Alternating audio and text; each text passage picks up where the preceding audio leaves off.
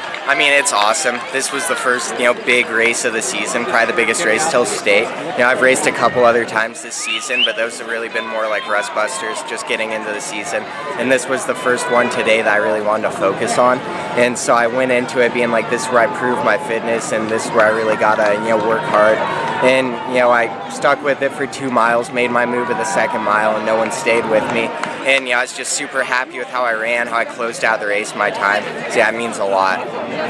I mean, like I said, whether you were a sophomore or a senior, last year's performance was extraordinary.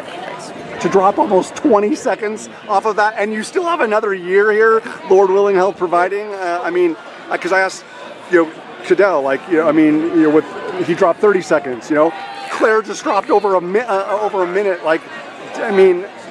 It's a byproduct. Yeah, I thought I could do something like that. I mean, it's obviously, different team thinking you can do it and doing it, but I thought somewhere in the 14:30 is possible. And honestly, I'm not super focused on time. I'm super happy with that. But I mean, people have been running crazy, all year, somewhere around 14:22 a few weeks ago.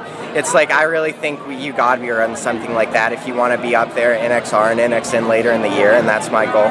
So I'm just trying to, prove where I am now and keep working until those races later in the season. I think the biggest thing this year is that I'm not focusing on just being up there in the front with Benji anymore. I'm focused on winning, and that's a whole nother thing. You gotta be the one who makes moves, and people are queuing off at you.